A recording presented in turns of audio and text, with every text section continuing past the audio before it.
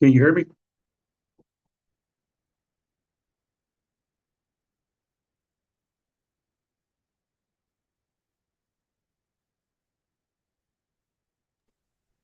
There we go. You hear me? Now I can. Okay. Ah, What's going on? man, what ain't going on, man? There's a lot going on. God damn it, a Yeah. lot. Yeah. And we got some playback here. Yeah, like we said, life be life, and Don't tell me about it, man. But just as much bad going on, it's a lot of good to look forward to. like what? Like my son coming into the world. Oh yeah, well yeah, there's that. Yeah, There's that. that's about it. When does he do? I don't know why the hell I thought you was having a girl. I don't know where the hell that came from, but when does he do? In August. Ah, Okay. yeah. Might be a little bit early. We don't really know. But aside from all that good stuff, how you doing, man? You good? As good as I can be. Yeah. It's as good as I can be. I'm managing, so Right. that's all I can do. And All right. try to catch some wrestling when I can, because with them being overseas, that shit coming on at 3 o'clock in the afternoon, man, that was blowing them. Yeah. That was the first week or two was cool, and I was the interaction, the fans is all great and all that, but man, they got on my damn nerves so bad after a while because bro, you can't even get a proper promo out without they having to stop and they do their thing, and it's just bro, welcome back home. I'm glad they What? back straight up. Yeah, it was even I was basically watching highlights. I'm like, because once the show aired, I'm like, of course, you jump on social media, it's the first thing that you see. I'm like, okay, well, there's no point in me trying to go back and watch the show. All I need to really watch is the highlights, but I'm only watching Basically, it for what the main storylines are anyway. So just to see how they tried to move them forward. So I was like, yeah, I didn't really go back and watch a whole lot. I'm like, there was no need for it. it really wasn't a whole lot to really get excited about. I mean, I this is the most I don't remember the last time I've been this bored with build of a WrestleMania in a long time. It Honestly, like it's just it has been ass. yeah. It's And even when really they been try to ass. start picking it up, it's like the build. I think because they were overseas, they depended more on the London crowd to, I guess, get the story over more so actually telling better stories. Hmm. You know what I mean? Yeah, and it didn't work. I'm sorry. It didn't at all. It didn't work, and I think because I don't even know how to word this. Um, I don't think you have outside of the main, basically, I guess the main two storylines. You're not making me look forward to the rest of the lineups Nope. for either nights.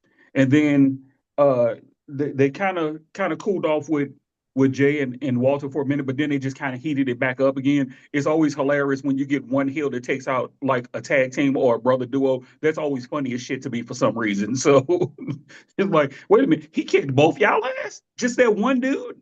Like, Yeah. oh, and it's not like he a 7 footer, weighing 500 pounds.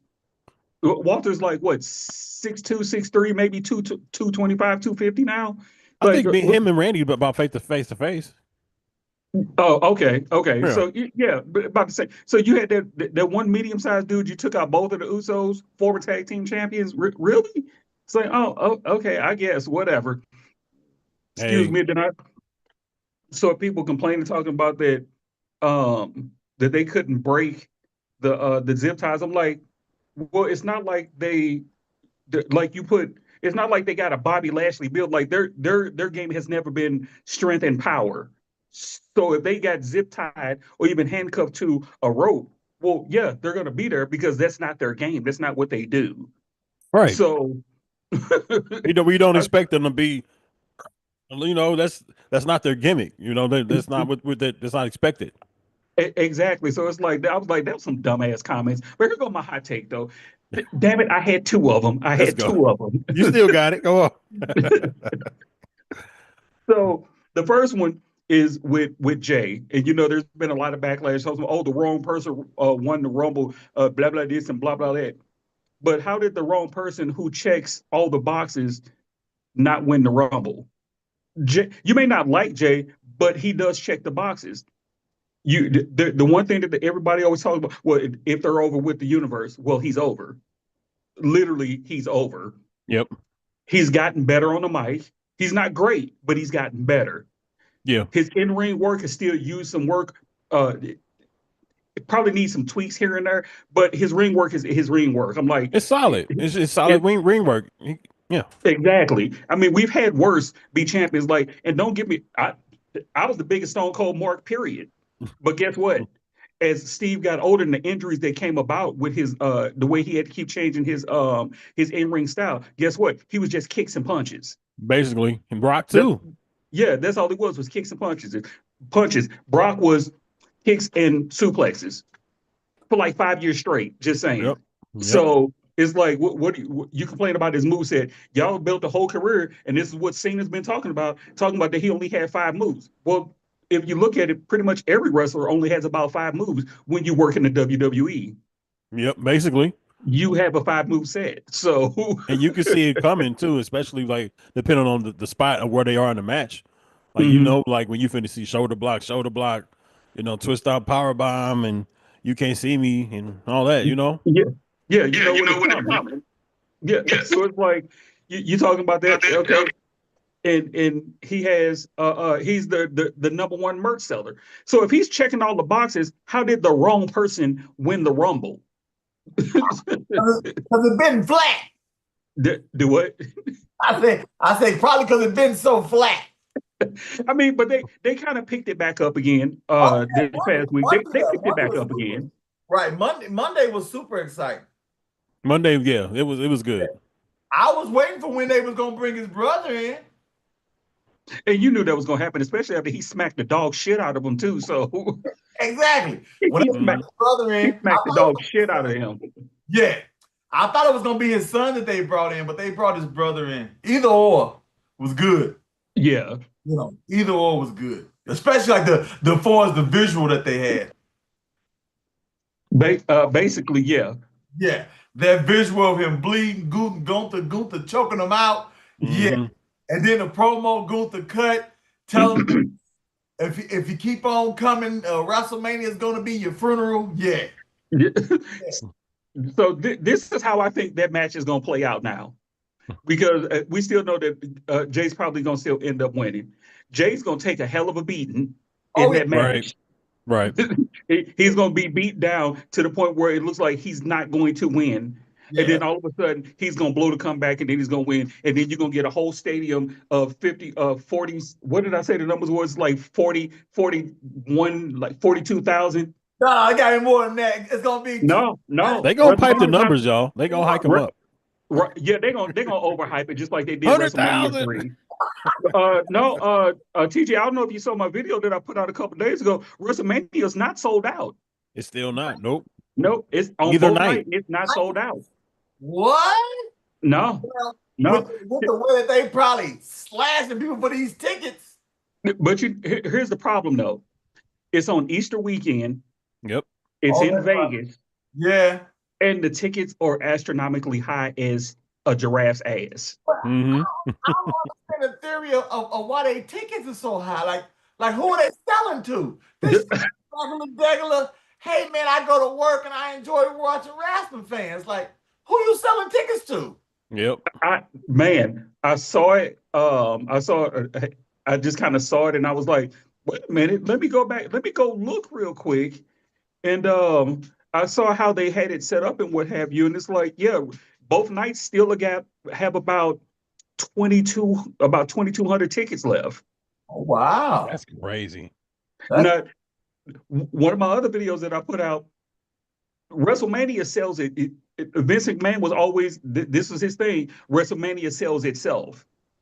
I think it's getting to a point where you're going to have to make people want to come to Mania and not continue to rely on WrestleMania selling just the name alone.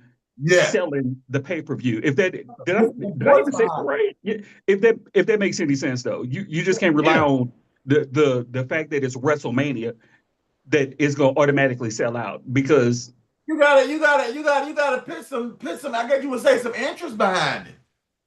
To me, with all these different storylines that's taking place, they waited so long to push them.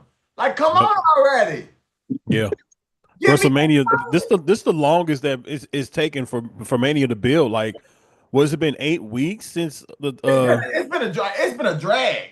Yeah, it's been like 5 weeks since the Chamber. We got another, I think, what, 2 weeks to go to Mania now? Next week. Yes, like 2 weeks. Yeah, the week after next. Yeah.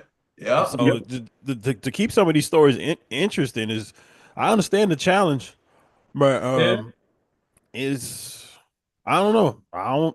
But it's really hard to say. I mean, we've been watching this for so long. It's just like we know what to expect around this time. I mean, the next couple of weeks they got to hit a home run. But then I heard that Cena might not be at the next couple shows leading to Mania. Yeah, we wouldn't be missing nothing. Probably not. I mean, the two promos that they've cut the last 2 weeks, even if you just got, well, Cody's been carrying the feud anyway because he's the only one you hear from for every week. But these last two promos, they fucking cooked. Like they didn't roast you. They cooked together. Yes, the last one. Yes, the last one. Yeah, they cooked together. The first one. I hated the first one. I hated the first one. We ain't been on in a couple of weeks, so we can go back to that. Yeah, I hated it. Because the first one, when John Cena came in, that's when he first started blaming the fans. But it was a complete switch from what we seen at the Chamber 2 weeks prior. Because he sided with The Rock and Travis Scott with the Sage and all this ooga booga. I'm gonna take your soul. And then Cena comes out there of it was because of y'all and our relationship was through. I was kind of like, huh? But think about this though. Where did he lie at though? I mean, he wasn't lying. He told the truth. Oh, WWE has been booing him for a long time. But I'm saying, as far as what we were given at the Chamber. Oh, I think they kind of got away from that because you already got Rock there, not there on a consistent basis to help further the storyline. Yeah. Then there's rumblings that he might not even be at Mania. So what if you don't even see him again until Mania? Okay, back to my other point. Then why even do all that? This is true. Y'all think they call it audibles though? I mean, because there's no way that they planned it like this. True. I think they did. Because like, why have The Rock and Travis Scott and I'm gonna take your soul, Cody, and all this ooga booga? If we're just gonna kick him in the nuts and blame it on the fans, then we just should have went that way. Yeah. Or I think that might have just been the catalyst for what he ended up saying. But I also think, like Dave just said, like they probably called the audible because with The Rock not because again that I've been seeing that he may not be actually end up being a part of Mania. But it's like, how do you keep having these start stops with him and Cody in these storylines and what have you? Like it fucking blow you blowing them. As one of my cousins would be like, you blowing them, man. Stop. I was frustrated because my feelings were just stop doing it and just use who we got that's there full time. Yeah. It ain't like they ain't got a deep roster that they can dive into and use. You know, but who else is built up other than the people they're using for Mania right now? Drew. They could have used Drew. To me, they could have Drew used Drew better. You mean Drew as far as what? Hell, he could have been the one to side with The Rock. Because Cena, the thing is, Cena ain't gonna be there none of this shit. He was on there a couple of times. Yeah. But why side? I guess the whole point of it, why side with anybody who ain't gonna be there anyway? I mean, exactly. Anybody, even the two part-timers, the two Hollywood people. Hey, we together, and you ain't gonna see us that much, but we're together. What's the point? I think I get what TJ's saying though. Like Drew is somebody who's there week in and week out, and you could easily have Rock do shoot a video or a promo and say whatever he needed to say, and kind of finagle with the match where he's still somewhat involved, but you don't need to see him every week because Drew is literally there every week. Every week was missing. Hey, y'all know what's missing though? What's that? Them Instagram videos Rock was doing like last year, social media stuff. He should have been doing that stuff, these last couple of weeks. Exactly right. But like you were saying, they probably called an audible and just completely got rid of it. Right? Because notice that nobody's really mentioned The Rock since at all. Since the Chamber, they really haven't said anything. And that he just mentioned them on Raw. Yeah. Remember he threw it in his face finally that you sold it out to The Rock. Because remember after the Chamber, the first one that came out and called out, we'll start talking about Cena and The Rock will see CM Punk. Right. That next night. Yeah. Because that promo that CM Punk dropped, that was hard though. Y'all talking that oh my God. He had bars, but he was the first person to come out to call out all of that. Well, it should have been the people who was involved in it. It should have. Thank you. Cody should have came out and been like, look, Rock and Cena, you don't need CM Punk. He got a whole other storyline over here. And he come out talking about his daughter, and he told his daughter he fell and walked into a wall. And what are you talking about, Cody? Yeah. That was funny. Yeah. That was funny. I had to lie to my daughter. I walked into the wall. Come on, man. Walk to the damn wall. Got your ass whooped, boy. He said, you're a grown-ass man, dog. So if you're in an abusive relationship, what you do? Exactly. And then stop the madness. The second promo was better because that's when they got into the title talk. Mm-hmm. Right. They got into the back and forth about Cena. He wanted to win the title, and I'm going to take the title home, and I'm going to be the last real champion. That one kind of tickled the shit out of me because it's like, what if he does win and then you don't see him again until that Madison Square Garden show? Yeah. that would be fucking hilarious. Yeah. Because I think people are also... I think people also forgetting that you've had people win the title and then retire. Yeah. You had people retire with the title. I mean, Trish did it. Who? Edge.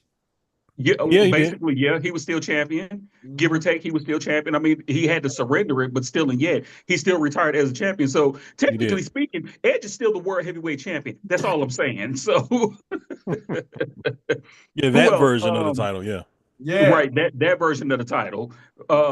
There's been a couple others I can't think of them right offhand that have retired as the champion. So and then they all of a sudden let's have a tournament to crown a new champion. So didn't they do that with Sting and Darby when they was the tag champions?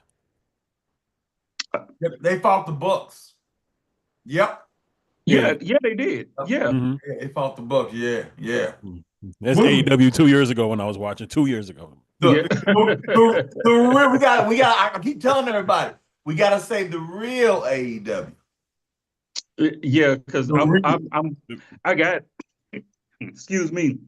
I'm watching Dynasty now. Watching what? I'm watching Dynasty now. I forgot it was all. Yeah, I just got it playing just for GP. All I'm saying is 4 hours. I'm guessing that it started at like 6 o'clock. Jericho should have been the first match. That's all I'm saying. Yeah. You said what should have been the first match? Jericho and Bandito should have been the first match. Bandito. What the I don't get it. Not to get off Yeah, subject about the Cena and the Cody, but I don't get the whole Bandito and they got to get the bounty and what's the reward? I don't. the mask, and for somebody that's wrestled in Mexico extensively, he knows what it means to pull off a luchador's mask. That's it. Like, and I've always hated that plot point of anybody that a mask wrestling, you trying to take that mask off. Like, this fucking stupid and it's disrespectful. It's not a story. No, it's not. Just work two masses. It's like, exactly. So it's just worth two masks. Not to digress entirely too much there until AEW. Like Megan Bain and Tony Storm had a match, and I think Tony Storm hit her with the schoolboy. And so the thing about that is, people were like, well, they thought that Megan was gonna win. It's like, well, she kind of got hot shotted to the title. I don't have a problem with that. She lost. They was like, well, what did they do with her after she loses? I don't know. They keep going forward and making her. They circle back around to it at some other point in time. It's like, look, it's a formula that has always worked. It was the WWE's formula for Hogan. It was the WWE's formula for Cena. Because they ain't gonna be done with her. Right. You can build the heel up, and then they take a loss, and it doesn't hurt them, because guess what? They're still a heel. Yeah. Like, look at all the heels that Cena beat. I'm just okay. Cena beat Miro. Yeah. Cena beat Umanga, as Stephen Ray put it. Umanga. Cena beat the Great Khali. JBL. Right. But no, I mean, those quote unbeatable heels. Oh, like JBL okay. he wasn't built as he wasn't pushed as the unbeatable heel. He was just a fucking dirtbag. So, but those unbeatable heels like Umanga and Rusev and the Great Khali, that's what he called him. He said Umanga. He always said Umanga though. So, but it's like you had those unbeatable heels, and guess what? They ran into Super Cena and they lost. They did the same. That was the WWE's formula for Hogan, period. Yeah. And then when he went to WCW, they tried to emulate the same exact thing. Like, so you can build them up. They can take the L. Doesn't matter how they take it, and it really not affect them. I'm just saying it's not that big of a deal. Yeah, they'll slither their way back in. Exactly. It's like, look, I'm just saying, Hogan beat King Kong Bundy. King Kong Bundy was undefeated. Yeah. In the blue cage. Horrible. Ooh, I love the blue cage. A match that lasted 7 minutes. I'm sorry, y'all. FTR turned on Adam Cope tonight. Yeah. They've been plotting. They've been dropping hints about that one for like the last 2, maybe 3 weeks. Yeah. I think they get ready to circle back to Edge and Christian reconciling. Yeah, he gonna need a partner for them for sure. True that. Yeah. And then the whole thing with Christian and his little family starting to. Yeah. Makes sense. Yeah. It's about time. I like Christian is fucking hilarious to me. He's great. Like, Christian is a fantastic heel. I don't give a shit what nobody say. I like Christian as a heel. I enjoy him. He is the Tony Storm of assholes. Just he's amazing. He's a real jerk. He's a real jerk. He's that great. Love him as him. Shit hilarious. So right. But maybe that'll make Edge interesting. I'm sorry, Cope interested in AEW now. So as long as I just need them to get past this Death Riders thing. But anyway, let's not continue to bring the mood down. I mean, well, we can. Let's lateral move to the Charlotte and Tiffany Stratton.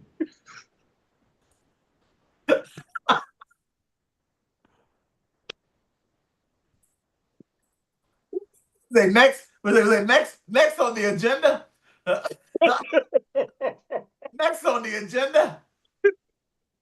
the agenda. Oh, that was my soul right there. Yo, I was watching that. I felt so uncomfortable and like it was an awkward segment. It was awkward as hell, man. It reminded me of when Becky Lynch and Charlotte was supposed to switch titles. Remember that? Yeah. And Becky just threw that mud at her.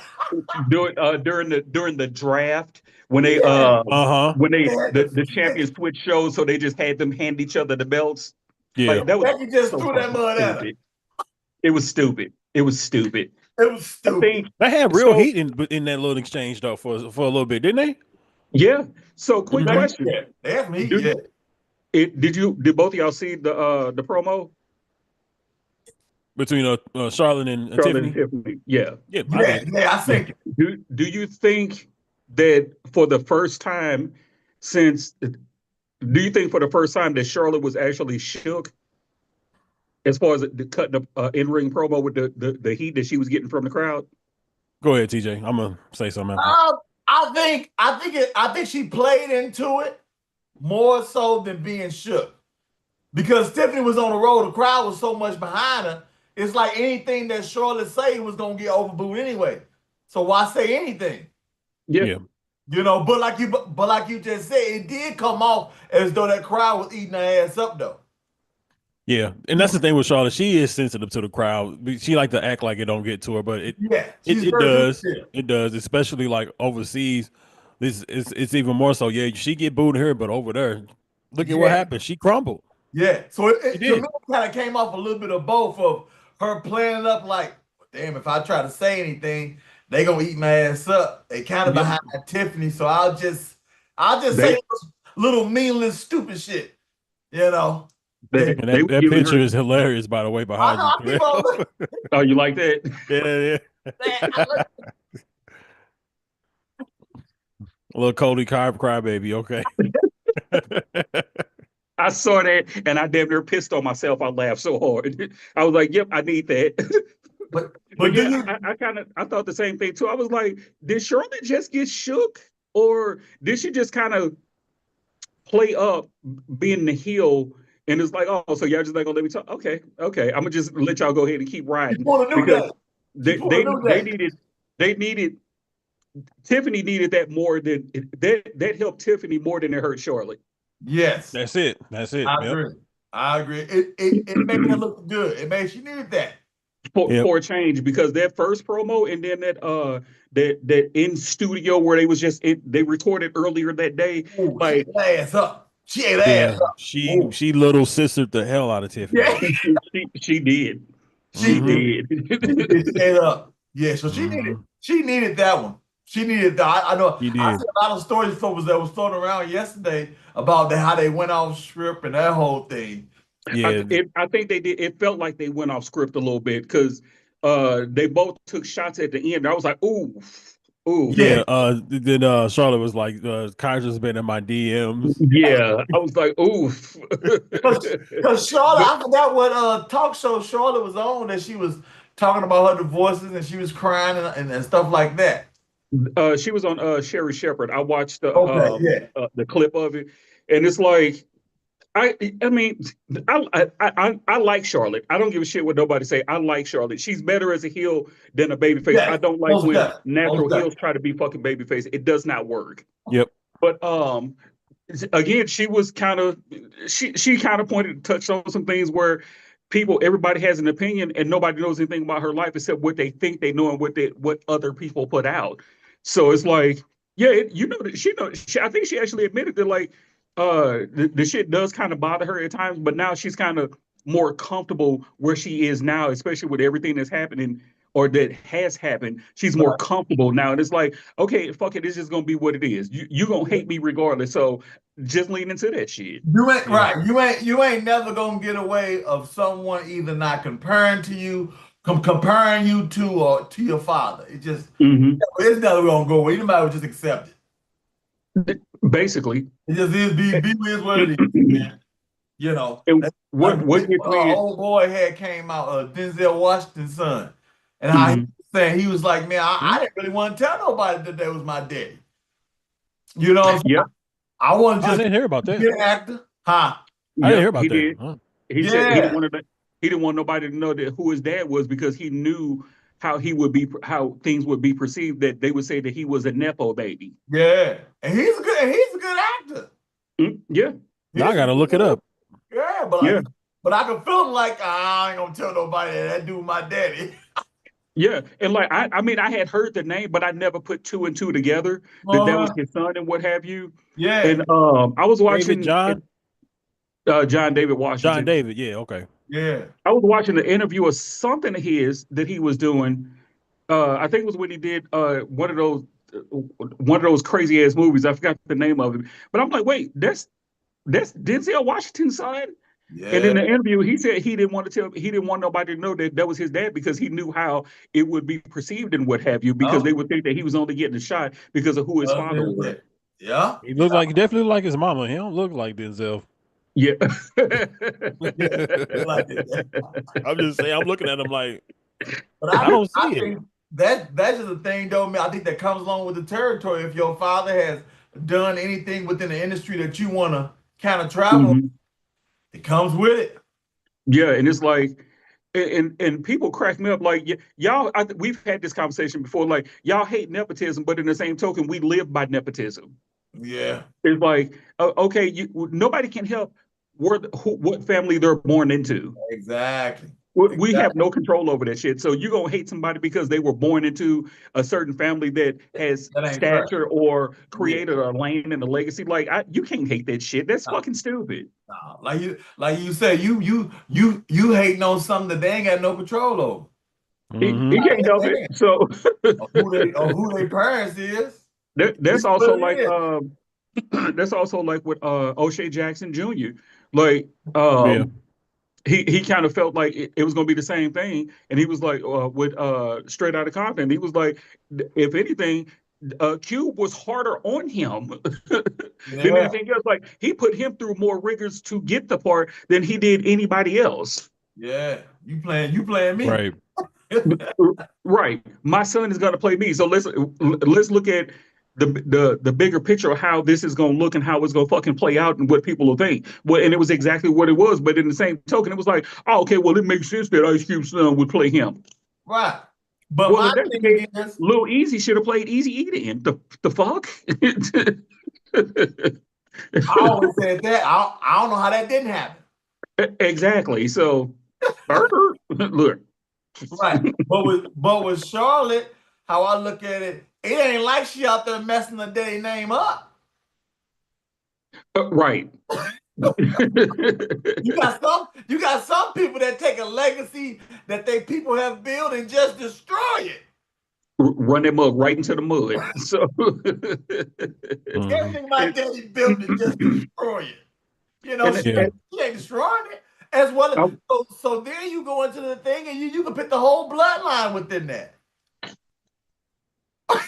Wait a minute, say that again. Say that again. I said, then you might well put the whole bloodline into it. You know, bars. Bars, son. Bars. You know, you can't hate on who she is. You know. That as Bully always says, it's that small pocket. It's that small pocket of the IWC. Yeah. Yeah. that has that mentality. Yeah, to blame you for who your father is. Well, that's right. What it is. That's how they go. That's how they gonna get in. Like the wrestling business in general has been built on legacy. Thanks. He's in his position because of what? He married the boss's daughter. Who did Vincent Kennedy McMahon buy the business from? His daddy. Right. And who did his daddy buy? Who did Vince Sr. buy it from? Who he buy it from? He bought it from his daddy. I didn't know it was 3 generations. I believe it was 3. It's 3 generations, but still and yet, Vince Jr. bought it from Vince Sr. Right. Yeah. You know that. Yeah. Yeah. So if you're gonna hate legacy, then why do you love WWE but you hate legacy? That makes complete sense. It's gonna keep. But they also going. they pick and choose what they want to hate on. Like I said it before, you hate Charlotte, but Charlotte went through NXT. She earned hers. Dominic Mysterio went straight to the main roster. Ooh. But Charlotte's the Nepo? Really? No, my bad. Randy Orton was in OVW. Yeah, Randy went through OVW. Yeah. Yep. So you have some of these second and third generations, the handful of third generations that have went through the rigors. Yeah. Like, how come Brian Pillman Jr.? Yeah. Mm-hmm. I mean, you got a lot of them who did not make it. This is true. That's I'm just true. saying Scott Putski. And then there. I don't even know what that is. Don't worry about it. Don't even worry about it. Let's move Look on. look at the other what's Lance, the other Samoan. He the one in Japan. yeah Yeah. Yeah. Yeah. It's not that good. What about who was it? Jimmy Snooker's son? Ass. Flop. I know his son was Deuce and Domino. Yep. Back in the day. Yep. Oh, word. Yep. I didn't Trash. know that. Yep. Trash. He was trash. That Deuce and Domino thing didn't work. I love Deuce and Domino. I was just looking back at some of their stuff the other day. Like, man, it was cool. The gimmick was cool, but then didn't they kind of split them up at one point in time too? They split them up, yeah. And that's when his career went downhill. Yeah. Yeah, they was together for like 3-4 years. Yeah. Yeah. They had them sleeves rolled up, the cigarette. Yeah.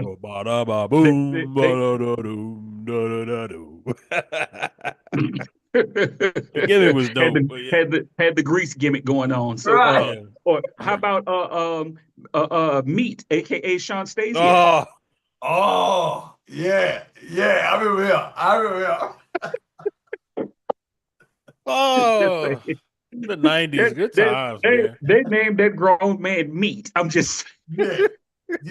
With PMS. I'm just saying. Oh my God, the shit that they got away with in the Attitude Era, just call that man. Holy shit. That shit would not fly today, is all I'm saying. It would not fly. PMS. I still don't know what PMS is. I'm a grown man. Oh, you know what it is. You haven't seen it for 9 months, so Don't worry. But when little Dave get her, when little Dave get her, oh, you'll see it again, my friend. Surprise. I'm gonna learn firsthand, huh? The first one gonna be a son bitch though. So yeah. I was happy. I was happy to see them finally get in the ring and go 1-on-1 like that. Yeah. Charlotte and Tiffany, they needed that one though. Yeah. They did that the first one. Is that their first 1-on-1 in the ring? Yeah. Well, just Charlotte. Her just mouthing off in the ring. Because the first time they was supposed to be, Tiffany was laying on her back and Charlotte was just mouthing off. It was after the match with it was the first one happened leading up to Saturday night's main event after she got stretched out by Nia. Yeah. Right. And Charlotte came in the ring and sat the chair next to her. Yeah. Right. So they didn't have a true face-to-face until last week. Yeah, they finally got it right. So I see. So we'll see what happens next after this one. So, but she's still in the deep end of the pool though. She is. She's still in the deep end of the pool. You can tell that she was nervous Friday night because she was talking. You talking about Tiffany? Yeah, she was talking 100 miles an hour. Yeah, I think she was trying to. She was, of course, on the fly. You just got to really just come up with something and then keep the energy going. And she was just, she didn't want the segment to tank. Yeah, I was like, breathe. She was going. Yeah, got it though. She cooked the ass though. She was trying to get her shit in, brother. Basically. She was trying to get her shit in. We got to say that at least once every show. Right. Get your shit in, brother. Get your shit in, brother.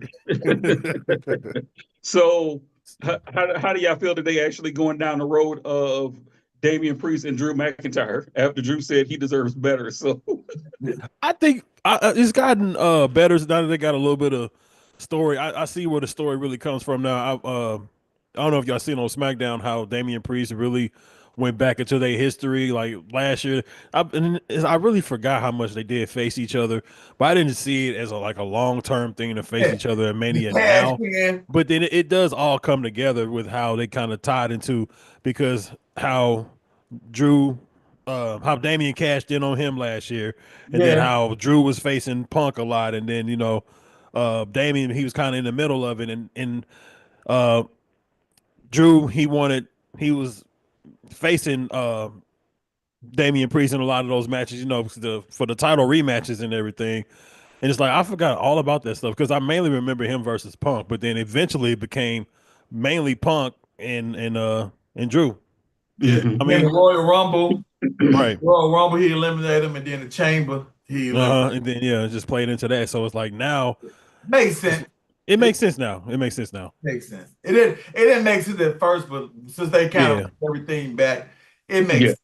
Yeah. They started crossing T's and dotting I's. Yeah, to make it make sense, because everybody kind of was like, why you got Drew fighting Priest? What? Yeah, because it wasn't like that, because Drew went on to Punk, and it's like you going back to Priest. Yeah, it almost made it seem like he was moving backwards and not forward. Exactly. But I think they'll put a nice show on. I don't think you're gonna be able to have a bad match with Drew. I think it'll be a decent match. They've had so many. Right. Yeah, it probably is going to be one of the harder hitting matches. It'll be like one of them having a match with Sheamus. So yeah, I miss old Shamey, man. I've always liked Damian Priest, even when he was in ROH. But he because he's more of, he don't work like a traditional big man. He works like a big man that thinks that he's a luchador for some reason. So yeah, you got that Keith Lee syndrome. Yeah, and Keith Lee, for a 300+ pound former old lineman, moves like like he only 200 pounds. So yeah, he can move. I miss seeing him in the ring. Yeah, same here on either side, whether it's AEW. And he's like, let's talk about this too. A lot of people have gone to AEW to thinking, they got let go from WWE, thinking it was going to be better for them, that they were going to be treated better, and a lot of them are going right back to WWE. Like Rusev, he signed back with them. Black, Aleister Black signed back with them. So it's like, what is it that AEW is not doing that we thought that they would do? Because they utilize people. I think they more so utilize their people, like the MJFs and the Adam Pages. But the people who come in, I mean, they doing decent with like the Hurt Syndicate. I've been watching some of that. But what y'all think? I think that the Hurt Syndicate has benefited more than everybody else. More than anybody else. Ricochet's getting better. He's still trash on the mic though. But I think them, when they were in WWE, it was more of Vince didn't know what to do with them and how to use them, because he brought all of these guys up and he just brought them up for a ratings pop, but then didn't know what to do with them. But then you get over to AEW where you have a lot more freedom, but then they didn't know what to do with themselves. Because like that feud with with Swerve and Keith Lee when he first got there, and he did the coup de grace with the cinder block on his chest. I'm like, that was so trash. I'm like, that was fucking stupid. Like, that had to be the stupidest shit. I almost checked out of AEW at that point in time. I'm like, because that was fucking stupid. That was almost as bad as when Dean Ambrose was still in WWE and he did the curb stomp on. I'm like, bro, the cinder block is trash. Cinder block, yeah, the cinder block spot is just not good, bro. No, because if that was a real cinder block, first of all, sir, your chest would be caved in, and two, your head would be busted down to the white meat. Right. Either you gonna kill yourself on it, or it's gonna look stupid. Exactly. Kind of like when Lola Vice, not Lola Vice, Jada Parker hit Lola Vice in the face with a brick, and then she still finished the match. I'm like, come on, bro. You got hit in the face with a brick, and you can still finish the match. I hated it. It was a nice match. I don't know why they did that stupid shit. It was didn't need it. It was a cool. It was not dressed that much, but I'm just saying didn't need it. So at all. It was stupid. Yeah, it was. I think those guys decided to leave, and it wasn't just because they weren't being used right. I think they had more of an issue with Vince than they did anything else, because we all saw how they flourished under Triple H and Shawn in the Black and Gold. Yeah. Yep. But also, I think it was the thing about that. Yeah. Yep. And then you go over there, apparently they don't work as many dates, but you're still getting a nice little check every 2 weeks, or every week, how often they get paid, and you're working less days. But you also got a lot more freedom because you can go work independents, which some of those guys wanted to do, was work the independents too. That's true too, yeah. That's true. Yeah, and that's what I think the WWE people take more advantage of that, because they were in a bubble for so long that they do that, that they finally got to be here, but then they can go, other places. I think like Sasha, or excuse me, Mercedes, wanted to do that and do all the Japan stuff, and same with Mox. Right. Yeah. And also, like, from like WWE standpoint, it's more so a thing about personality and character and showmanship, and create this aura of yourself, of this character that's bigger than life, versus AEW is like, get your ass out there and put a banging match on. Right. Yeah. I need 15 Singapore cane matches, damn it. It has to have 15 Singapore canes. Yeah. But within pro wrestling, I believe it has to be an even balance of both of them. Yeah. But then they say that AEW is the alternative and don't compare it to WWE. But for what they do, for what AEW does, do they need to be more WWE? Because I mean, we go off of like what AEW doesn't do for how we're interested in the story. But is it just that AEW does things differently and they don't need to be WWE? Or is the WWE way the better way? You know what I mean? I guess you would say the better way, because they the bigger company. But I mean, I don't think it's a necessary need to copy them. But I think it is a certain way or a certain flow that pro wrestling has to go in. Bring you to the spot of I talked a little bit about on my podcast of Swerve and John Moxley this past Wednesday. How they built that whole night up, that Swerve wanted to get his hands on John Moxley.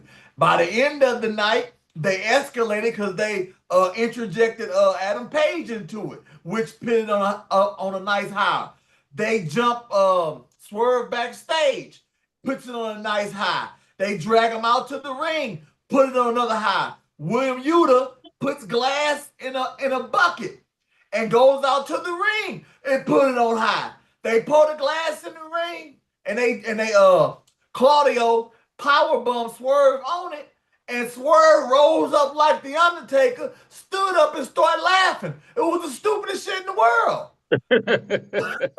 So yeah, because there was a common thread from the opening match all the way throughout the rest of the show. There's a formula. You don't want to copy WWE, but there's nothing wrong with mimicking their formula, where you can have a thread through a show, especially if it's one of your main storylines that you're trying to push, as opposed to having matches just for the sake of matches, which people act like doesn't happen in WWE, just saying, but whatever. But to have a common thread, because like you say, at the end, you hit that crescendo, which was Swerve wanted to get his hands on Mox, but they got their hands on him first. But that was kind of goofy. But then in the same token, at the end, when he set up, it's like, oh, is this the road you want to go to? Like, you power by me in glass, like, really, like, you forgot that I do this. Like, this ain't shit. I do this. Yeah. Okay, but what I didn't understand was, why was he selling everything else so hard?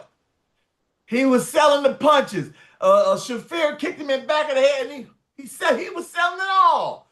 But that powerbomb spot on the glass. So I think my disconnect with AEW a lot of time is they do these big spots, but they don't sell them. John Moxley on the top of the spikes, right? You Mm-hmm. see that big spot of him falling on top of the spikes. But then the next week, he jumping the barricade, taking his shirt off, whipping Swerve ass. He ain't got no bandages on. He ain't got a Band-Aid on his back or nothing. So my take be, why do these big spots when nothing comes after them? I think with the with the spike back, I don't think that was supposed to happen. Not like Honest that. to God, No, because no. if you watch that match, when the way that they got stuck in there, they actually had to start doing other little things, nuances in the match to keep it Yeah. so they can untangle it from in his skin. I don't think that was supposed to happen. I can believe it. Yeah, I don't think not to that extent. No, you basically got stabbed in the ring. Yeah, yeah. Because I Literally. watched that back a Pull couple New of times. I'm Jack. like, New Jack should have been in that match.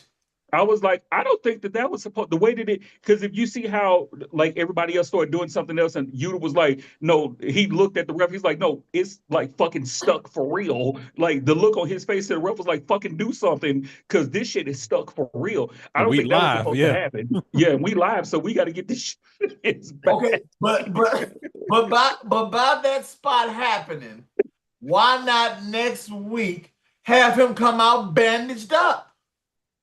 You talking about the sell it? You got to sell it. Sell it, yeah. That's as Tarrell just stated.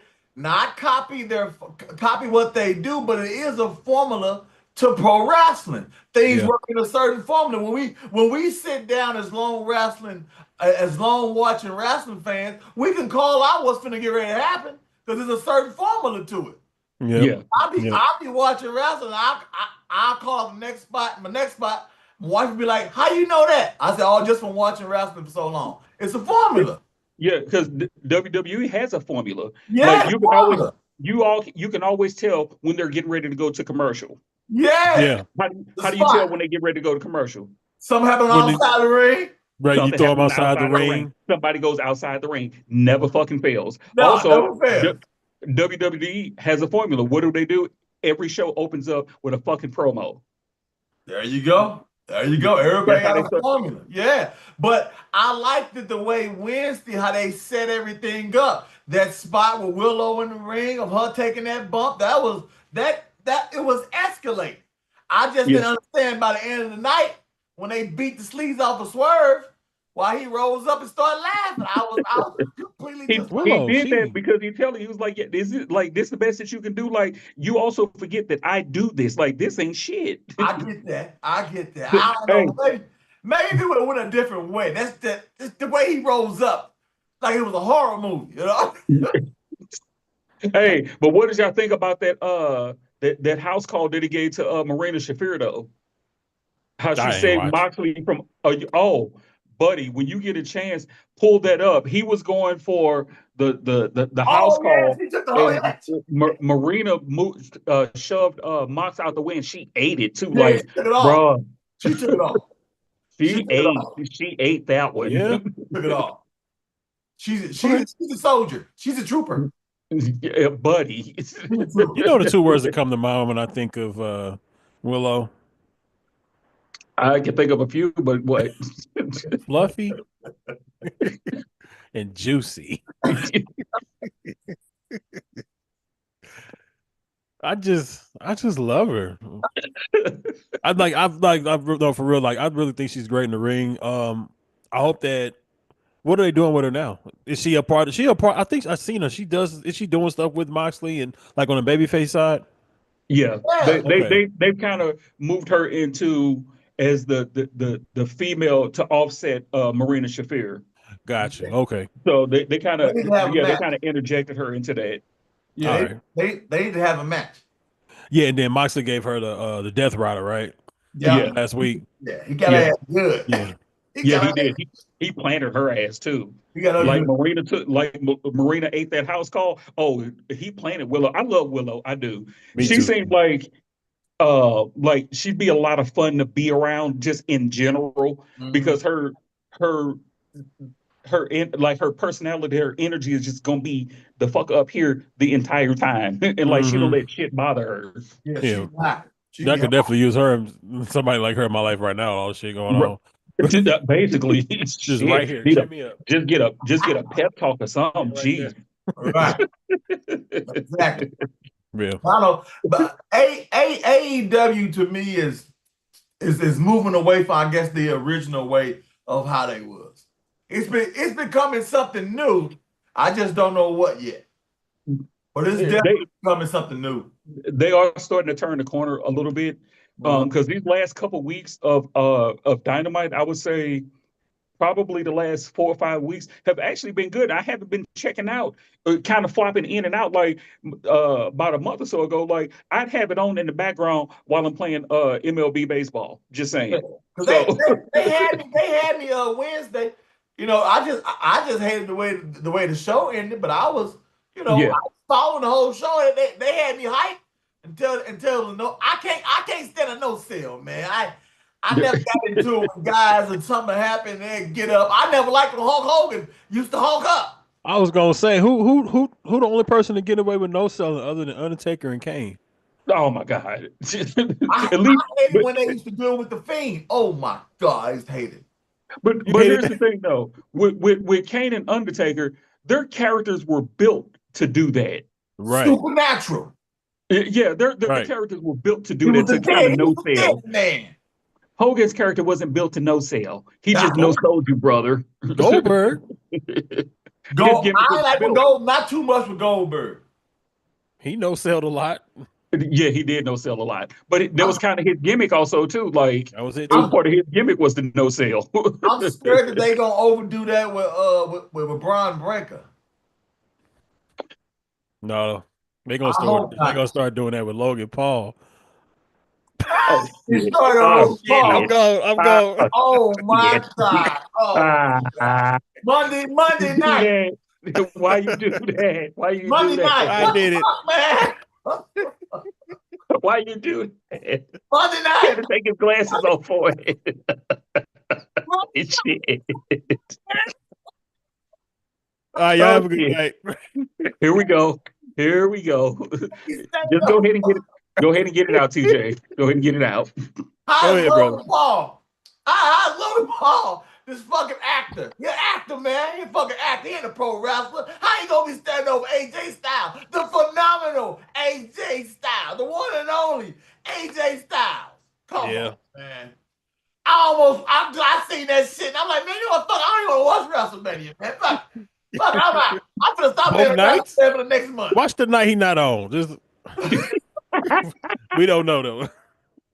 They're supposed to be night one, so just don't watch night one. Yeah, so skip night one. Yeah, just skip night one. Yeah, I don't. When I text you, I was like, what the fuck did I just watch, man? I said what I said, and I'm standing by what I said. If AJ loses to fucking Logan Paul at WrestleMania, I think AJ's out. Oh yeah, he definitely. I'm standing by that one. Just retire. Yeah. Yeah. You can't recover AJ from eating, that. You can't have AJ eating L's from fucking Logan Paul. Yeah. How I'm supposed to brag about AJ in the streets? How I'm supposed to wear my AJ style shirt? Some type of pride. How you gonna do like this? You know, you can't do it no more. I gotta take him down my background. Yeah, the little phenomenal book right there. Yeah. Bye-bye. It's like no more. You got to do the shit all over again, man. You have to replace it with Logan Paul shit now. So holy shit, man. He came out, man. He called him out. They face to face. They going back and forth, and I'm just looking at Logan Paul, and I'm just like, wow.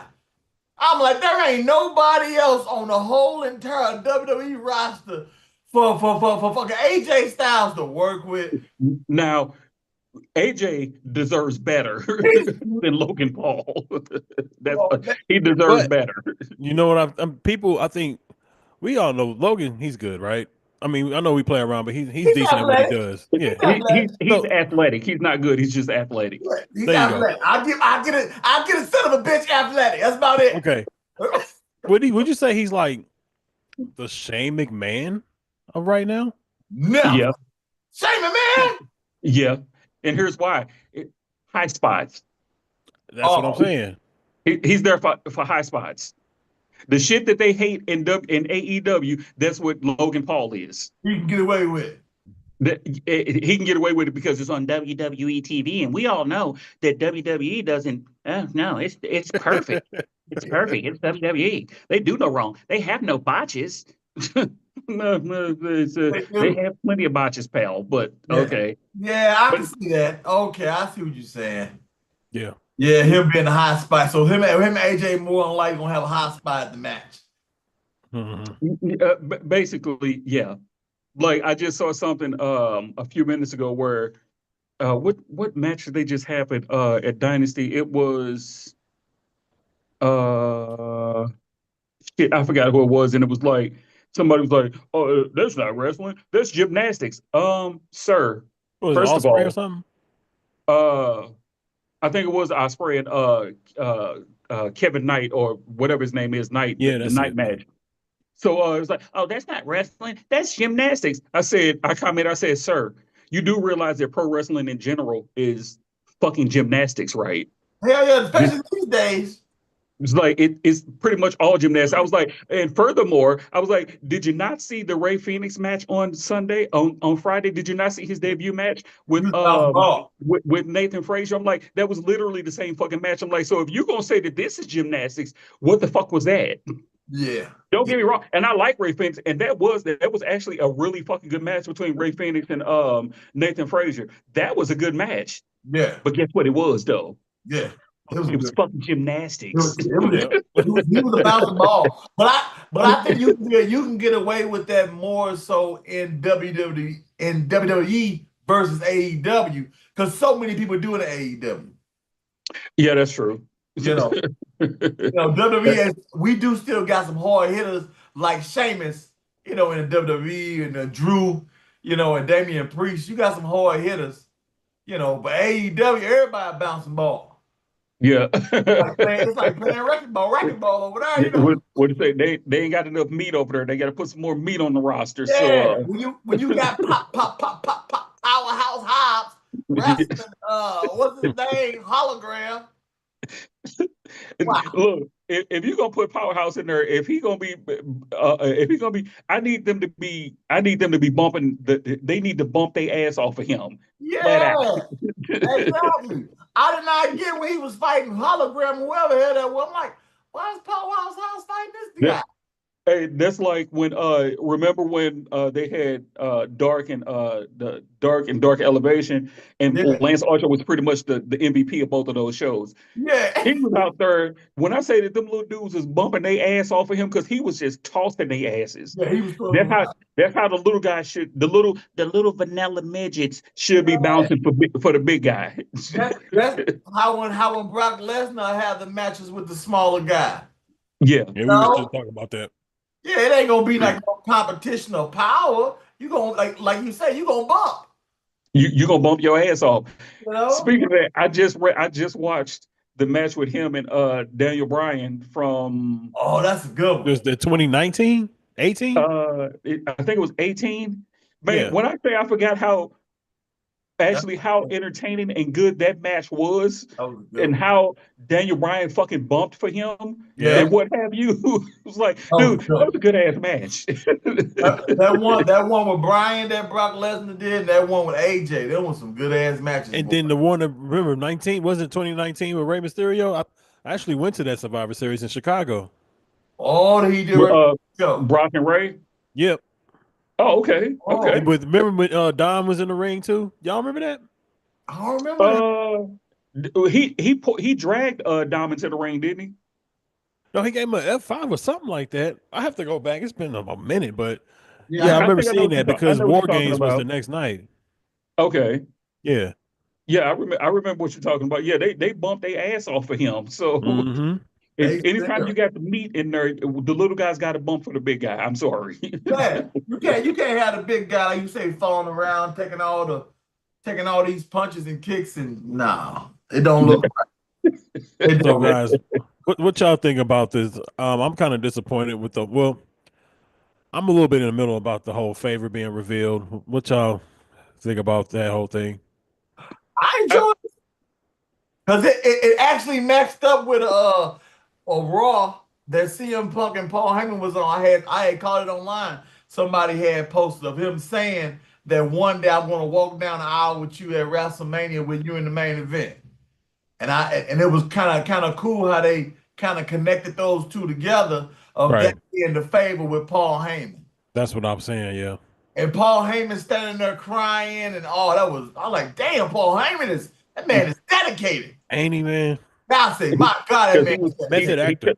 He could Andy though, because he committed to both of them. So it's like that's that internal struggle. It's like that shit. I'm riding with you, but it's like this my guy over here. Like the way this is personal, right? And the way they set it up earlier within the night, how Paulie said that Roman ain't here, and then they came back to it later night. It hooked you. It was a common thread throughout the whole show. There you go. Once again, they build it, all the way to the end. And then when he said, "Oh no, I'm gonna make you uncomfortable at WrestleMania, Roman," and Roman like, "That's the favor." He gonna tell you no. He loves me, And Paul Heyman standing there. My tribal chief. Like Paul Heyman. I'm not Paul. Yeah. Paul Bearer or something. I'm ready for him to say, "Oh yeah." Yes, my tribal chief. Yes, my tribal chief. I'm like that whenever he says that, it just comes across kind of sus to me, but it does. He won't say no to nothing. Right. I'm like that was until Friday. That was just as bad as when Fatu would be telling Solo, "I love you, Solo." Like that's all you say. Right. It's coming across how Fred Sanford used to do it. That was hilarious. But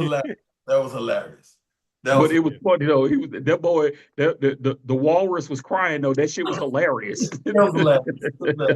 But I think it added on to their match their match at WrestleMania. That's probably the biggest match that I want to see at WrestleMania right now. Yeah, would be that. I got a question for y'all. How do you feel with the Rumble winners not being the main event? Oh, and that's what they've always pushed. The Rumble winners are the main event. That is kind of an awe, because when they first was the last week when they said that CM Punk match would be night one, I was kind of like, well, damn, what they picked Jey Uso and Gunther's match at? Co-main event. Co-main event night one. They still night one, ain't they? Yeah, they still night one. Currently speaking, but depending on what they decide to do with Randy, and I think that they just set up with him and Nick Aldis for WrestleMania. I heard something different. Huh? Yeah, you heard about is the Y6 supposed to be getting a new leader? Is Bo out? They've been out because he hadn't been medically cleared. That's the only reason you haven't seen him since they got moved over to Smackdown. I wouldn't want to see Rusev or Aleister Black come back and at Mania to be Randy's opponent. Like you need to start them on a different path. Yeah, because Randy's working as a babyface now. Yeah. So if you got these two guys coming back, because you know initially they're going to be cheered when they come out. They're going to come out to a pop. That's just regardless. But then how do you switch their gear? It's like, do they start working as a heel now? Because depending on how long Kevin is going to be out, at some point in time, I feel like they're going to turn Randy a heel again, which they kind of planted the seeds already. But it's like, but if they gonna touch back on that situation, then it's like then you're gonna be flipping him again. Like he about to start getting the Big Show treatment. Like 3 months, these next 3 months he's gonna be a babyface. Then the next 3 months he's gonna be a heel, but you don't even know why he a heel. But then after that he's gonna be back being a babyface. You can't do that to Randy. You can't do that to Randy. But what I'm saying is, they make whoever they're gonna reveal a new Wyatt family member, not Wyatt, but Wyatt 6 leader. And that person's going to face Randy at WrestleMania. Maybe it's just a rumor. I just saw it online somewhere. Oh, wow. I'd rather see the Nick Aldis thing. Yeah, me too. But is Nick even in ring shape? I think so. Yeah, I think he's still in ring shape. Yeah, they in shape, but ring shape is different. Yeah, that's true too. But I never understood why Nick even took that position to begin with when he was still an active competitor. Get his foot still go. I mean, there's that, but then it's been too long. He's been there what 2 years now? Yeah, something like that. Yeah. So it's like that would have kind of already switched him back over to being an active wrestler. But I think Adam Pearce, he retired. Yeah, Scrap Daddy. Yeah, right. He done. But Nick Aldis was in an interview still saying he wasn't done competing yet. I mean, he was when they kind of was peppering him in before he became full time. He was still doing independent shows. Oh wow! So yeah, that's why he hadn't been. They only were peppering him in here and there because they were letting him. Vince wouldn't have did that shit, but Triple H was letting him continue finish out his independent dates that he had already had booked before he signed a full-time contract. So, but I could see him fighting Orton. Otherwise, why RKO him? That's what I was thinking. Again, because he Randy Orton. Well, then there's that too. So that's too, yeah. But the second time, like that, I was just going to say, paid for his fine twice. Remember when he paid him the first time? He said, "I'm gonna pay you double for the second time." Because when they moved him over to SmackDown, didn't he RKO? No, when Randy came back, he RKO'd him. But this is the second time. He fined him $50,000, but Orton paid him $100. He said that's for the next one. He like, you know what? I ain't gonna let that shit slide this time. Me and you at WrestleMania. Yeah. So I mean, they wouldn't have to have a long match. Yeah, it wouldn't have to be long. Yeah, they can somebody just need to get the punt. That's it. Yeah, just give them the 7-minute match. Give them the Hogan match, the 7-minute match. Do y'all think Kevin Owens fucking us over? No, that story actually broke right before the show went on the air. Yeah, it's legit. Yeah, it's legit. And then he was on From My Mom's Basement podcast talking about it. Oh. Mm-hmm. So yeah. That's from all that crazy shit him and Sami Zayn was doing? No. He said it was from 2 regular matches.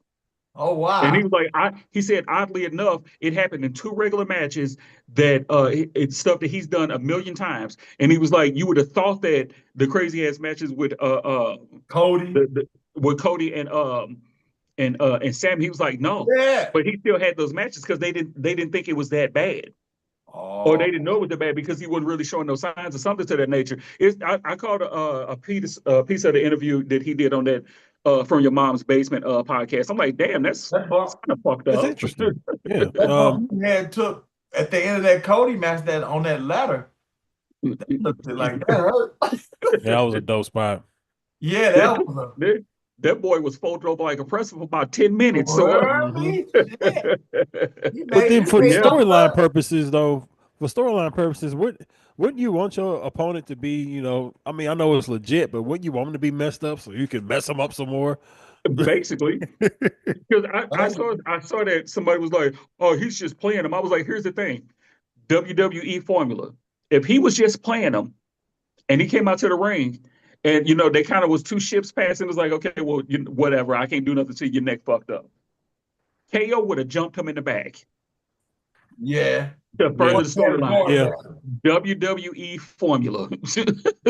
Yep. Randy would have turned around, walked away or something, and he would have done his Kevin Owens thing. Oh, Randy would have said, I'm sorry. I'm sorry to hear that, pal. Yeah. Sorry to hear that. Right. He would have snuck him or Randy would have RKO'd him like on the ramp and been like, I'm gonna still see your WrestleMania, Playboy. So, right. I was like, that's how.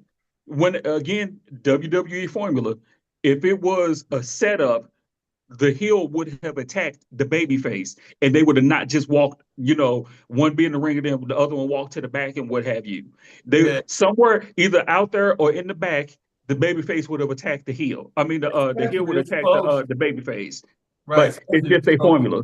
Right, especially this close to WrestleMania. Yeah, 2 weeks away. Come on now. You got to go ahead and get on with it. You done held back long enough. You ain't got no more time to keep holding back. Exactly. Yeah. It's all gas. All gas. No brakes. He gonna fight LA Knight at Mania, ain't he? Yeah, he's the number 1 contender. Yeah. Yeah, okay. That should be interesting. What about Solo? What about Oh, Solo? They I dropped think he Solo. interferes in the match. Hey, they dropped Solo so bad. I don't know. He even got a match, bro. In January, Five, I was fighting the tribal chief. five, five, Yeah. Solo is what they Fatu is what they thought they were getting in Solo. That's what Now that they you got always Fatu, that's what you always preach. yeah, I've been saying Yeah, they thought Solo was Fatu. No, no, no, no, yeah, they ain't got nothing. They ain't got nothing for Solo. nothing. I think he interferes in that match. Most definitely. He interfered in the match. Yeah. He I think he Probably interferes in that match. probably turn on Jacob like officially. And then I they'll, wish that probably face each other at Backlash. I Yeah, wish I was that going to he say that would have too. got Solo versus Five Two. I was looking forward to that one. Yeah, me too. I wonder why they decided to pivot though, because that was how they were setting it up, like, and that was That's the how they rumor were that was setting it going up. around that it Yes, was going to be them two at Mania. exactly, exactly. I was on that route because week in and week out they were showing that they was bumping into each other and doing all that. I'm like, Yep. okay, I'm ready. Kick him in the face. Let's go. Like, A use run, that, a do run that, do over that the lame ass car. Samoan Spike, do that lame shit, do that lame shit, do that lame shit. Hit him with that thumb. So I got one for you, real quick. Wait a minute. I got one for you.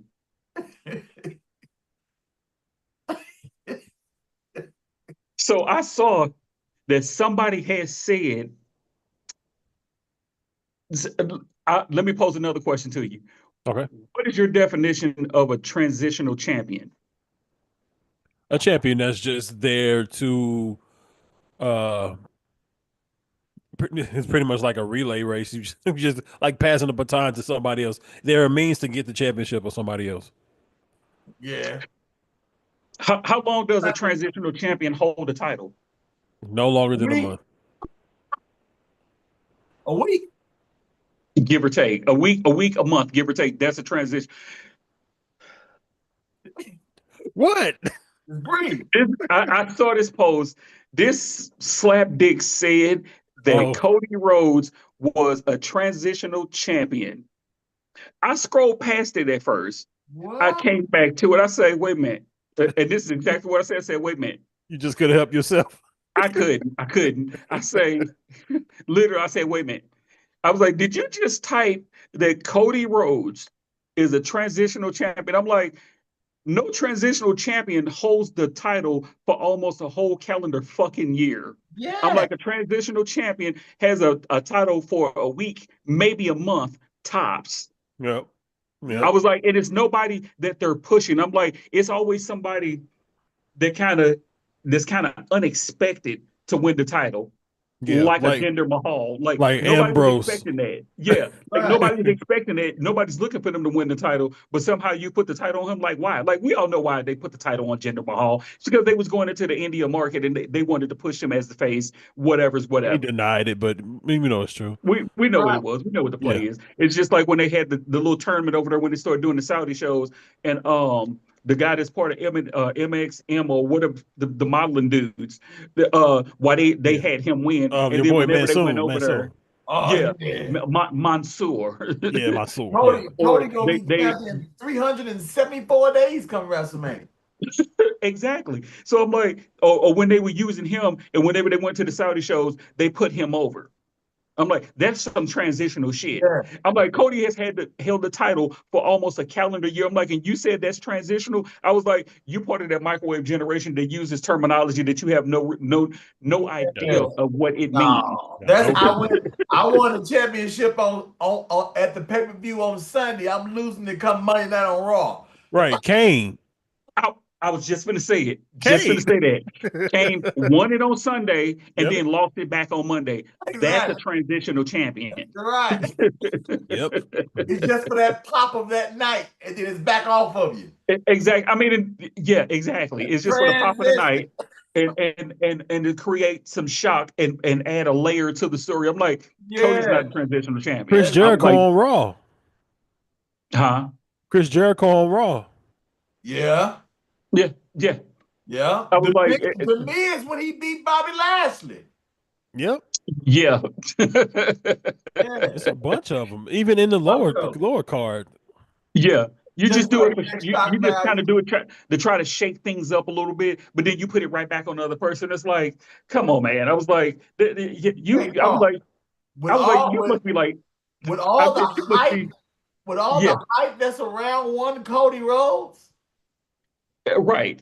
And I told him, I think you must be like, I was like, I'm just taking a stab. I'm like, you probably like 25. Yeah. I'm like, you're like 24, 25. And I'm like, don't watch wrestling. I was Yeah, like, you don't know your history. none whatsoever. Like, if you're gonna use terminologies and use terms, at least know what the fuck they mean. I'm like, it's like when somebody said, "Oh, you got job, you're a jobber, you got jobbed out." It's like you don't even know what a jobber is. Right. No. Like jobbers don't win matches. Right. Jobbers is Glass Joe and Punch Out, bro. The Brooklyn Right. Brawler. The Brooklyn Brawler. Gilbert.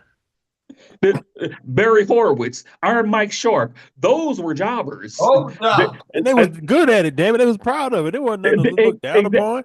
I enjoyed it. Everybody has a role in wrestling, and they knew what their roles were. Their roles were to make the next guy look like $1 million. The other guy can't look good unless somebody else making him look that way. Thank you. Kenny Omega and you wrestling the blow up doll in Japan. He could put over a damn broomstick, like they say. He is dubbed the best bout machine. So just that's what they say. That's what they say now. But it's like it shit like that. It fucking irks me. Like, I want to take a pencil and start jugging people in the eye repeatedly. Like, stop using terminologies that you don't understand what they mean. He getting too much push. Yeah. Oh, that's what it was. They said that it was what y'all. We all know that AEW and WWE have a working relationship. So of course, if they have somebody that's on their roster that was a past, most recent past TNA talent, they're going to have them cross over to the show and vice versa. That's just a given. So Eden Page popped up on TNA on Thursday, and it was like, "Oh, you went to jobbing at AEW to now jobbing in TNA." I was like, first of all, sir, right? I said, first of all, he got his start in TNA where he was a multi-time tag team champion. I'm like, then he went to AEW where he was a tag team champion. Now he's in NXT WWE where he was already the NXT champion inside of the first month that he was in the company. Yeah, that's not a jobber, friend. No. They got some plans. That's called having some plans in you. Exactly. I was like, plans for you.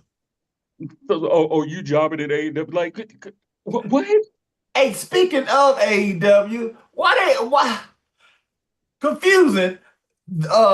Stephanie Valkyria, she won the NXT Women's Championship and the North American Women's Championship, but then she gave it up. They stripped it from her. No, she relinquished it.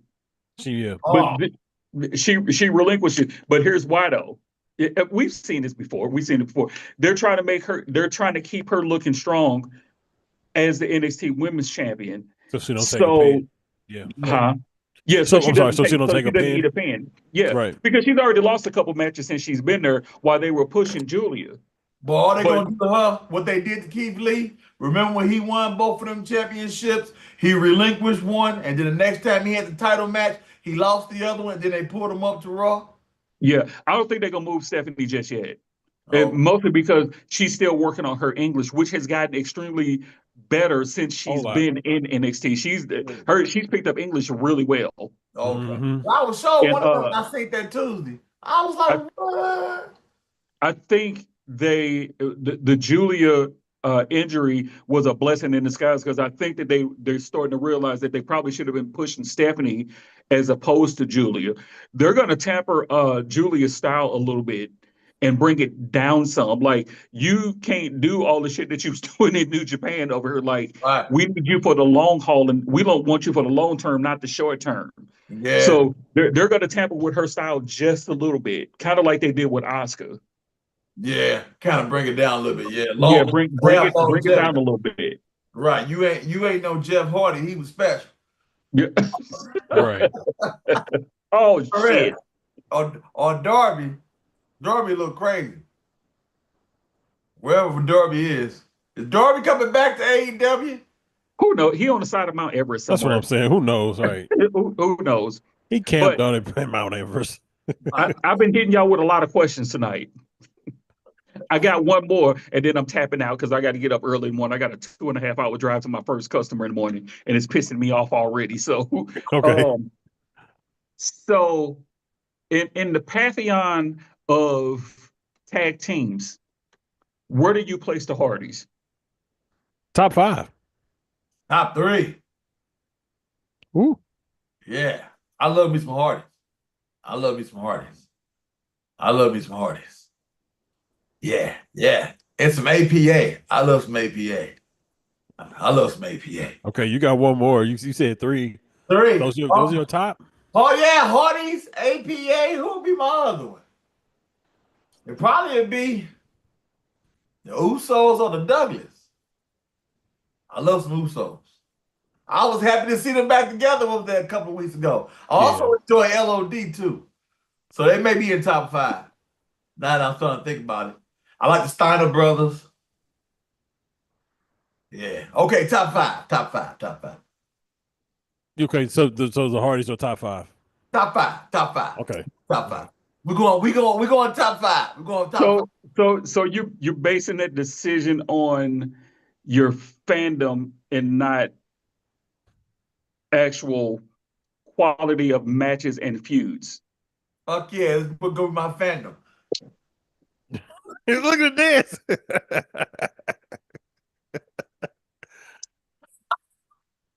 1A. Let's go to the outside of the TLC matches.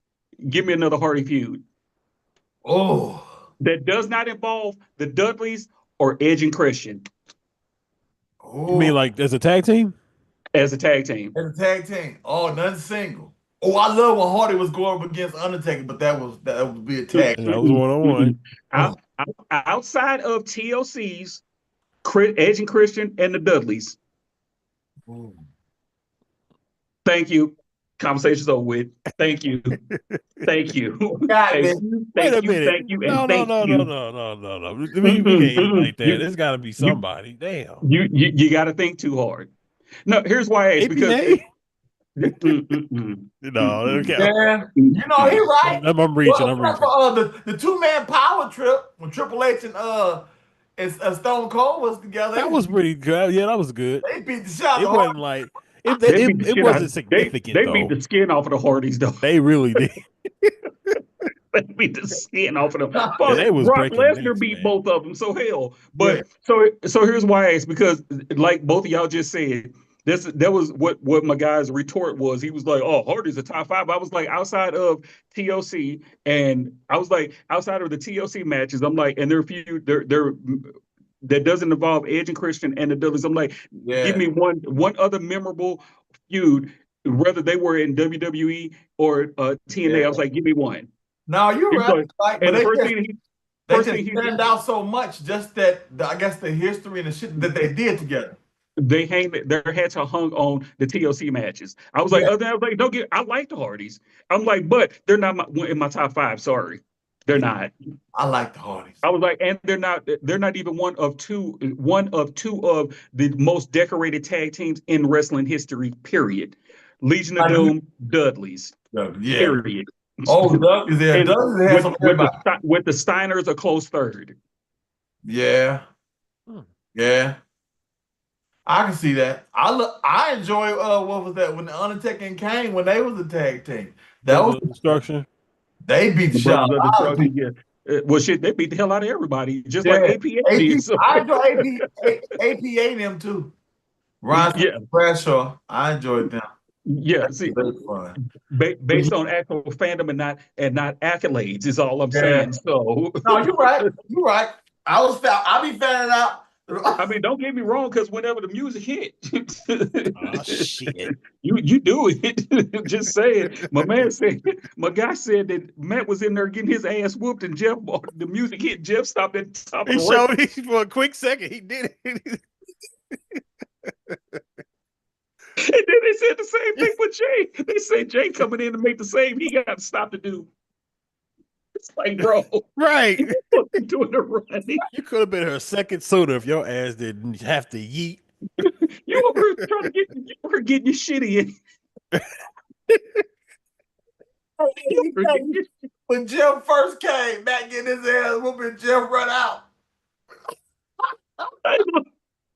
2 weeks ago with their pay-per-view, sacrifice pay-per-view, Nick Nemeth and his brother was in there beating the brakes off of Matt Hardy. Jeff music hit. He stopped at the top of the ramp.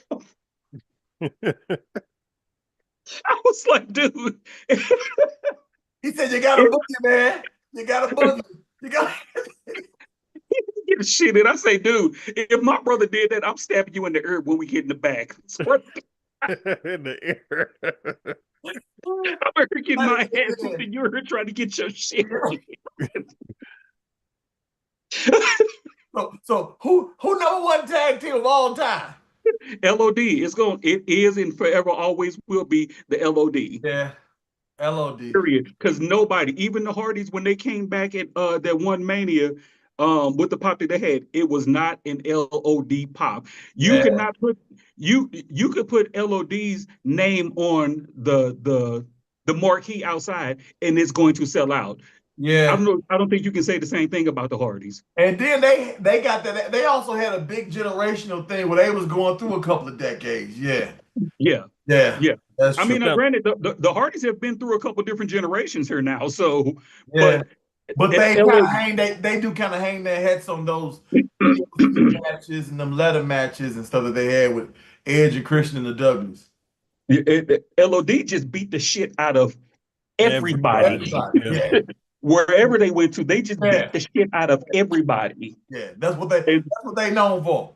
Exactly, but they also had memorable feuds with other tag teams and other factions also, wherever they went to. So even when they got watered down in WWE. So yeah, I love their interest though, boy.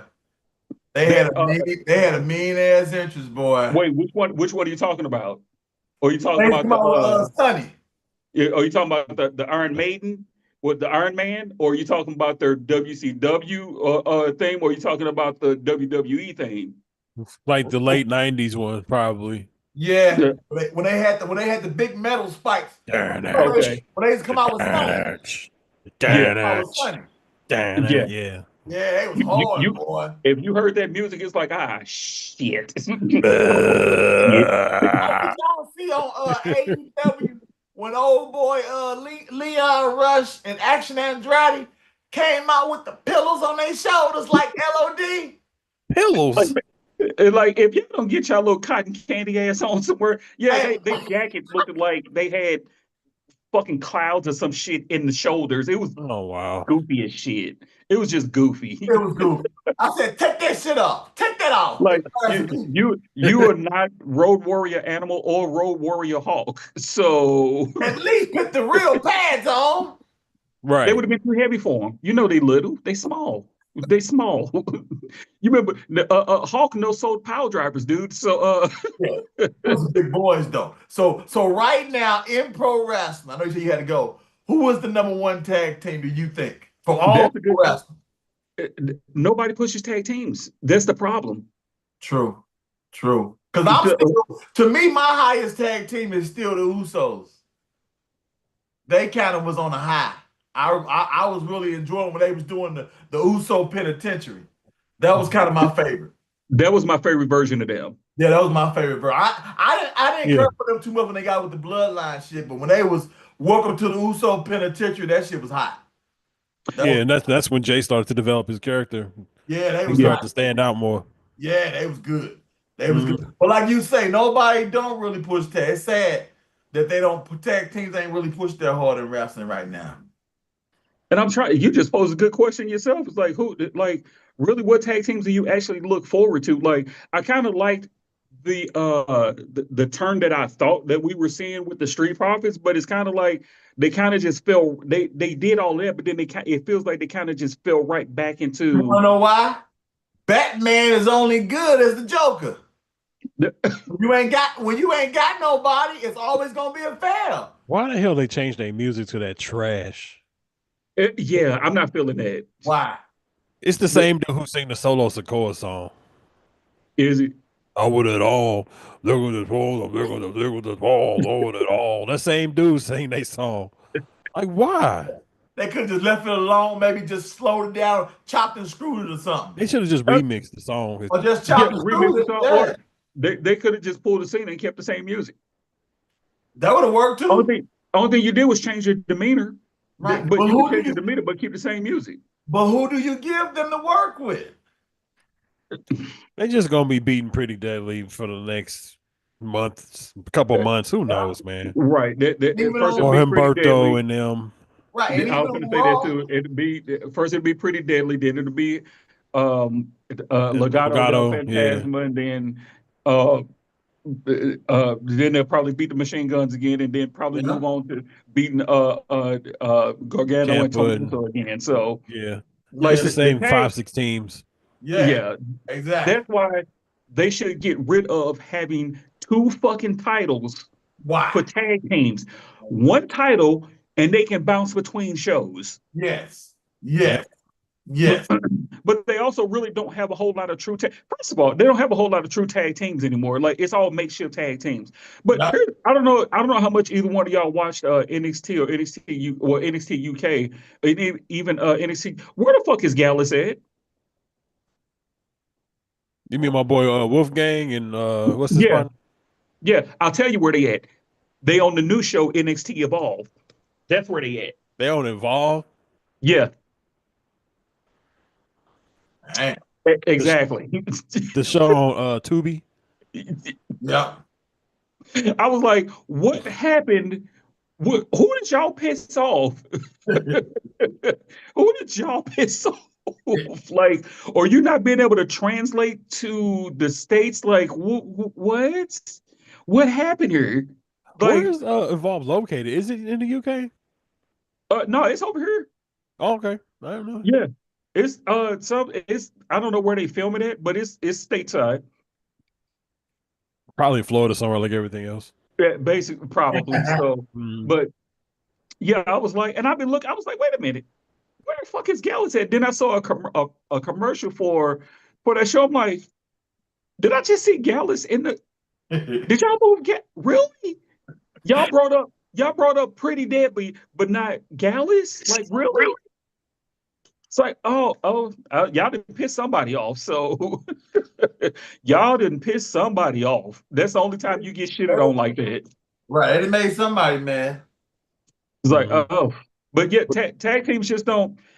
Well, WWE has never been a tag team, push tag teams like that unless it's to further a singles storyline. Yeah. But then they have them together and split them up so quick too. Very much so. So it's like I'm just waiting on Tommaso to go back to the Blackheart and they actually do something with him. That's all I'm saying. Yeah, that's all. Give him his old music back, man. Yeah, him and Karrion Kross. I need bald old Karrion Kross from NXT Black and Gold. That's the Karrion Kross I need. I'm telling you, man, Killer Kross. Yeah, thank you. Where he was doing them Saito slams and what have you used to be folding cats up. Right. Like, that's the version that we need, not whatever the blue shit he got going on now. So, well, it's like now he just go around like being the messenger or something. Like he put his 2 cents in and he kind of float away, and you know they kind of did that too with him and the New Day, but you don't see. Maybe they're gonna bring that back around because with the New Day being heel, and you know he was kind of the catalyst to that. You know what I mean? So because he kind of be getting to people's ears, and then you know stuff be happening throughout time. Maybe that's his gimmick, because he don't have nothing significant going on as far as a feud in the ring. But you know maybe he's just that guy in storylines who, you know, yeah, they just peppering him in and around. I'm wondering if he hurt because he hasn't had a match since he's been moved over to Raw. He ain't had a match since I think Drew, right? But I don't know how long ago that was. Yeah, that was a while ago. Yeah, that was a while ago. So it's been a while since he's had a match. I wonder if he's hurt or something. But at least they still keeping him on TV. So Yeah, but maybe it's since they not as disbanded their bad. group. Yeah, that was anyway. So he There's like to whisper in people's ears like he the devil on your shoulder. I think that's probably the gimmick he's going with. I'm okay with that. Yeah, he needs this like as you was talking about last time. He needs his interest back. He need his Very much entrance. So. He gonna keep his wife. Yes, he need all that back, all that spectacle and that character coming to the ring. Yeah, but I don't know. Is he hurt or something? Because he don't never wrestle. Well, not on the main show. Yeah, that's what I was saying. Like, I wonder if he's hurt, but it is he hasn't got cleared for in ring to be able to be in ring, but they're still keeping him with the vignettes and everything backstage to keep him still kind of in the people's eye and what have you. So is MJF hurt? He never for some reason they use him as a special attraction. I don't know why, because I can't stand it. MJF is just he's the same. He's a wash and repeat too. I was wondering why he don't ever wrestle, or they use him as a special attraction. Oh, yeah. Well, you notice the bigger stars don't really wrestle on TV. That's why a lot of the Raws and Smackdowns be, just feel like mid-card garbage sometimes, man. Yeah. A bunch of filler. Man, you ain't never lie. I get so frustrated about that because I'm like, why are all the part-time guys the main event guys? I don't. Basically. I thought they were moving past that. So yes, like you say, moving past that, how Vince used to do it. Let's bring in The Undertaker. Let's bring in Goldberg. You bring in all these guys just part-time to have these main time roles, like you just said. Ain't we moving away from that? Then why most of the big wrestling companies, they got these main event guys in the part-time spots? Like, that's stupid. The main event guys used to be on TV every single freaking week. Whether they wrestling or promos or they be in a tag match or something. Austin, how many Monday nights did we see Austin with the Bears the whole show climbing together every damn night, every Raw? Every Raw, he had about 13 segments. So yep. And now you be lucky to see, you see Cody out there, he may cut a promo or whatever, or you may see a tag match or a women's IC match or a women's main event or always a tag. And then this is what gets me, because people were bitching.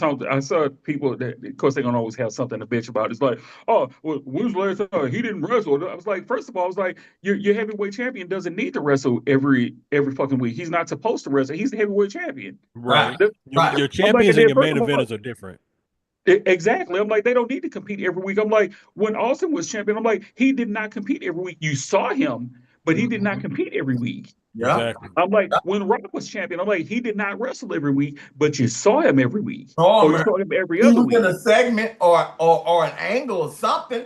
Right. I was like, you got to bring interest to the situation, to the show.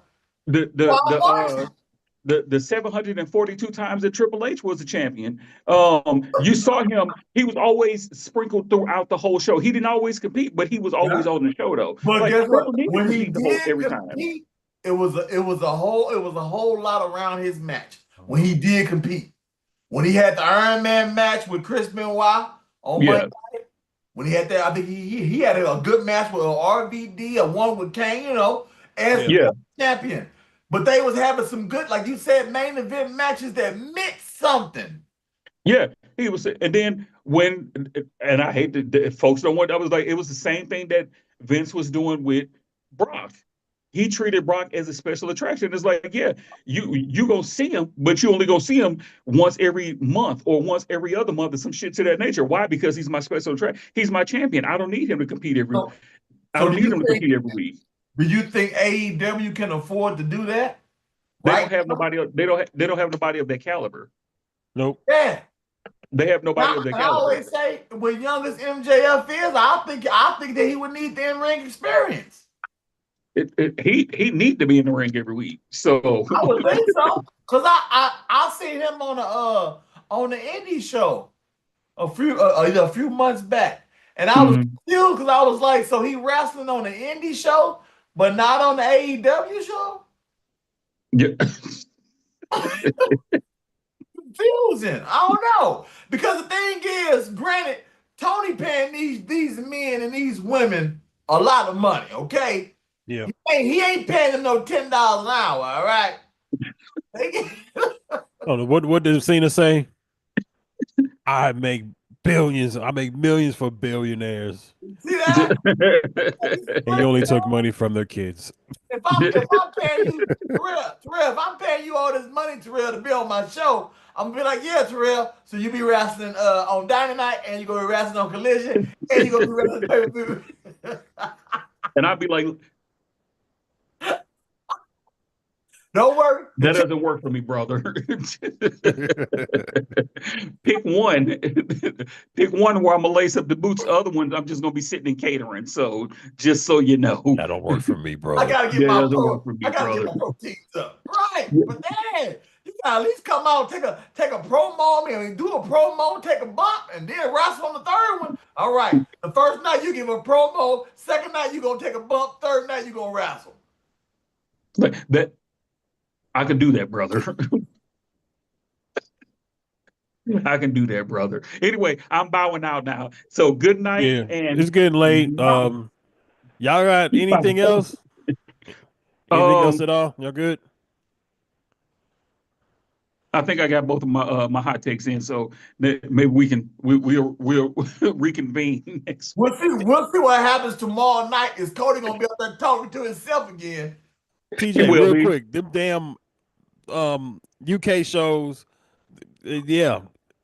Got tired of them damn shows. Them damn shut up. London, shut up. Shut up. All that interrupting all the damn. Take that damn singing no more. All the singing. Get back to the wrestling. Somebody punch somebody in the face or run somebody over with a car. Stop all this damn singing. What you would want to run somebody over with a car? Like, if you was a booker, you'd be killing everybody every week. Everybody's singing, and you're gonna do it for The Rock. It'll be Logan Paul. All right, y'all. Have a good night. Hit everybody with a car. I love that angle when Rikishi hit Stone Cold with the car. It was the greatest shit ever. And Naomi did the same damn thing. I did it for you. And with a tear in my eye. But yeah. We'll see what happens next week. Hopefully next week to the next level. Yeah, we'll be 1 week closer to non-sold out WrestleMania. So then this AJ Styles versus Paul Logan will be canceled. All right, y'all. That's gonna be the opening segment on tomorrow. Anyway. All right, good night, y'all. All right, y'all. All right.